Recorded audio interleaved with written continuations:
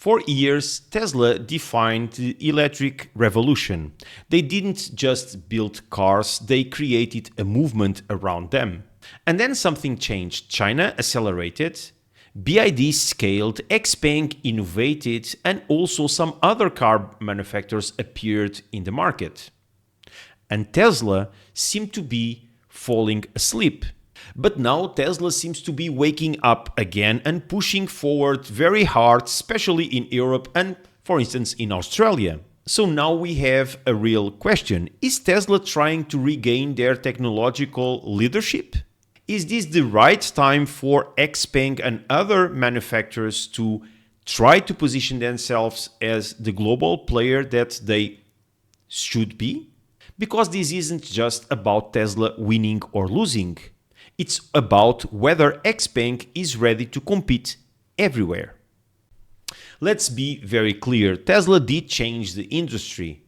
Tesla did make EVs look desirable. No one was looking to EVs before Tesla showed up with their first vehicles. Tesla did change the way we looked to the cars. Now software is the central part of a car. Tesla introduced and normalized over-the-air updates. They have created their own infrastructure for charging. We have superchargers everywhere. And also they pushed driver assistant systems and self-driving, autonomous and also assisted ones through all the world. So they weren't just ahead of the competition, they were completely alone in the front. They created a gap to the remaining competitors that was huge. But leadership in technology is not a permanent role, and something changed. So while Tesla was focused on scaling production and also profitability, Elon Musk was also diverting from cars to some other topics like politics and some other things. Chinese manufacturers evolved very fast. BYD scaled in a way that no one was anticipating. XPeng created an infrastructure, an innovation hub that was immense. And some other brands like Zeekr, NIO, Xiaomi, and many others were presenting some premium quality cars. XPeng in particular did present a lot of stuff that even made me buy an XPeng. They not only presented good quality, good materials, very comfortable riding, but a package of software that was on par with Tesla, with assisted self-driving that was allowed in Europe, with an intelligent cockpit, with a nice assistant. There is a world of possibilities inside an XPeng. And anyone that already entered inside an XPeng and drove for a few miles, for a few kilometers, they know that XPeng did create something very special. And there was a moment where I felt that Tesla lost their number one position. So it's clear that BYD took already the number one in terms of sales, but even on innovation, in terms of focusing on the new things that were about to come out, Tesla seemed to be already some steps behind competition. But the reality may be different. Tesla seems to be waking up again, trying to push new things very fast, and trying to be again the leader, at least on the discussions with legislators and regulators that can determine how the future of self-driving and the future of EV mobility will be. Tesla is now in Europe and in Australia, for instance, showing their capabilities on full self-driving.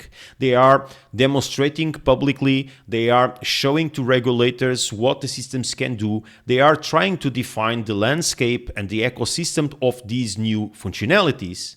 And they are showing their capability. They are creating their narrative around self-driving again in the places where they had difficulties to enter. And this is very important because the player that defines and helps to define the rules, the landscape, will have leverage, will have an important role in front of them. If Tesla secures large-scale homologation first than all the other competitors, they will have a lot of advantages.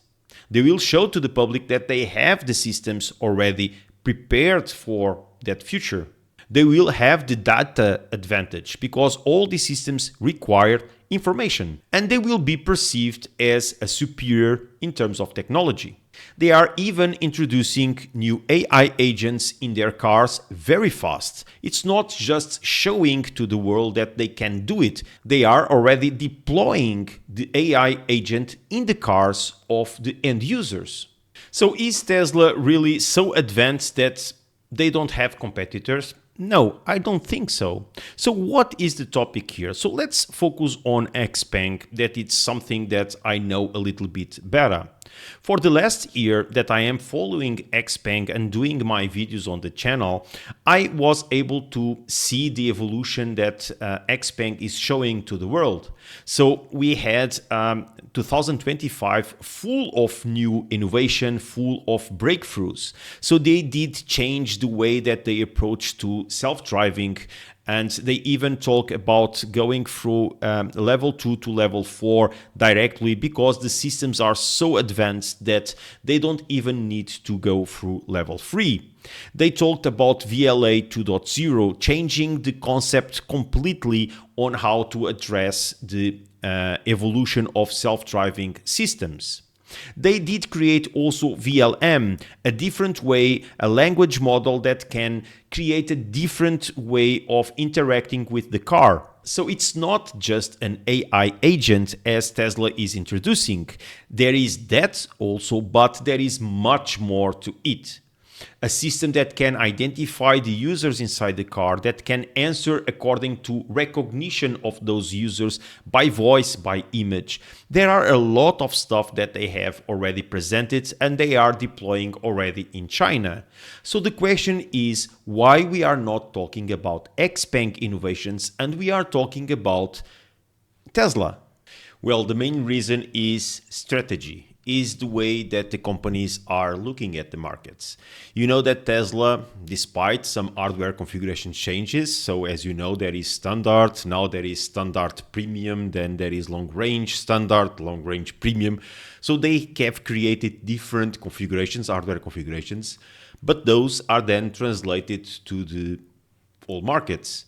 So you know that you have the top tier performance Tesla Model 3, it's more or less the same as in terms of hardware capabilities as the one that is presented on America, on Australia, or anywhere in the world. But XPeng decided to make it a little bit different. So despite there is some hardware configuration changes, so you know that we have standard, we have the long range, and then we have the performance in each of the models.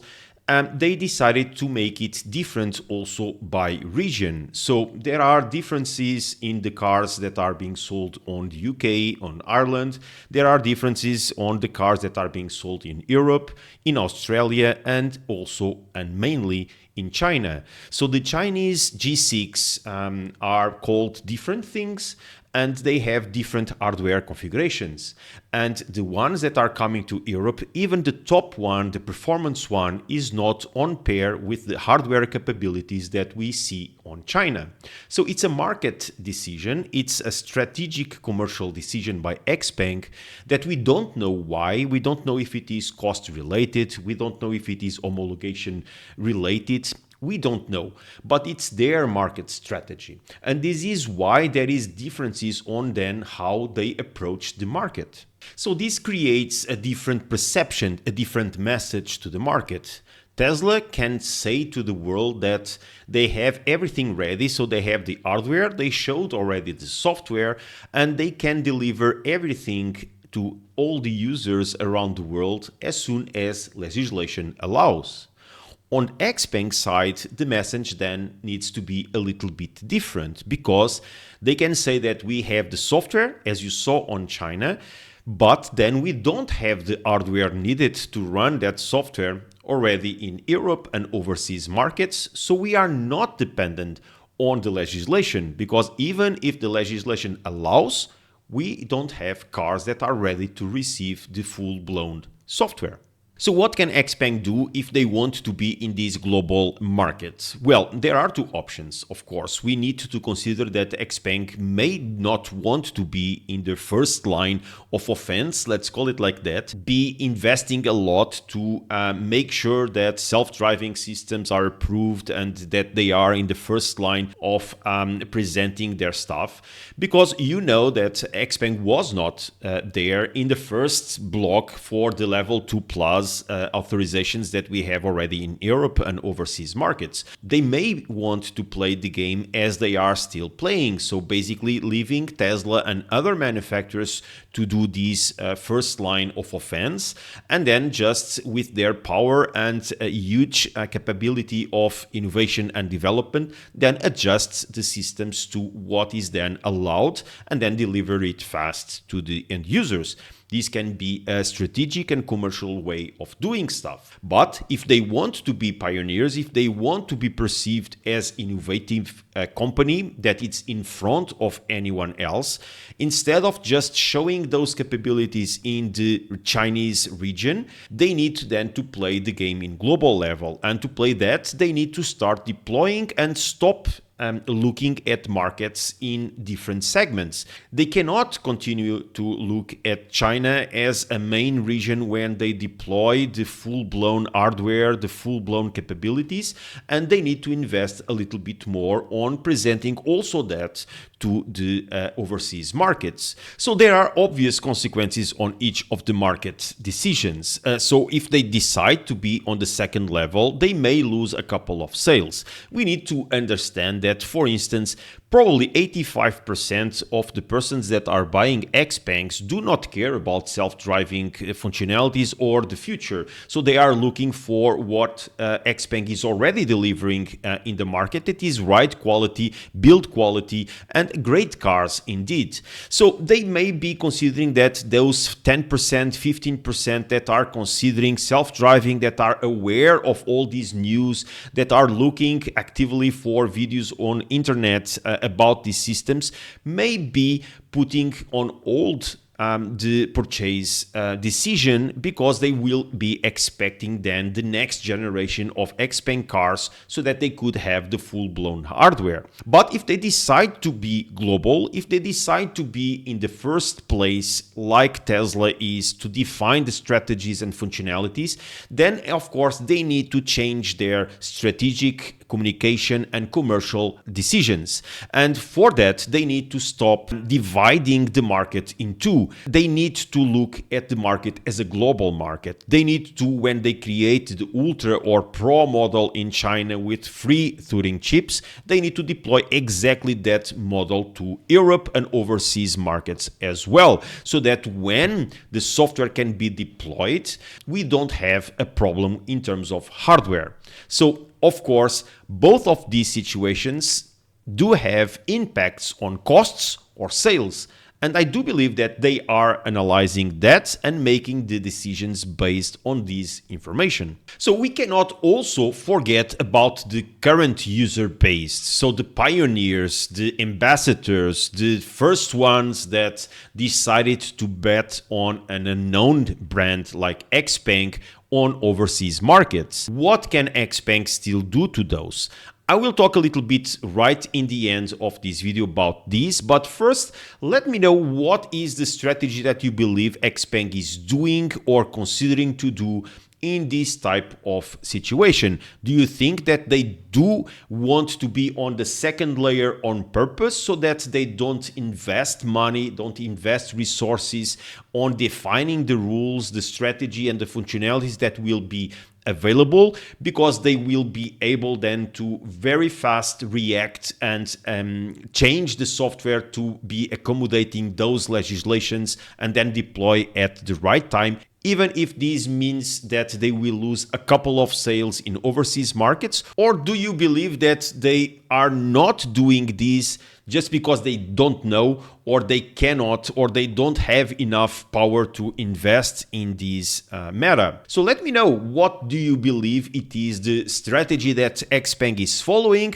And of course, let me know what do you believe that it would be the right strategy. I will give you also my opinion. So let's spend a few minutes just talking about the current user base and the persons that already made a purchase order. We cannot change the hardware. So what can we expect from XPeng? So me as an owner, I know what was possible to do with Orin X chips in China. So I still see that we can have much more in our cars than we currently have. The problem here is if XPeng will allocate resources to continue to adapt and develop and correct bug fixing, etc. This is a resource problem, and we don't have this indication from XPeng so that we could get, for instance, highway NGP. You need to remember that XPeng told us directly that highway NGP was going to come to Europe as soon as the CAS 2.0 was approved. And it was approved. And now we don't know when we are going to get highway NGP. We got the information from XPeng Europe that probably we would not get highway NGP. Then, after a couple of users and communities start complaining, they went back and said, please wait, we are analyzing stuff. So we do need to have an answer, a quick answer on this.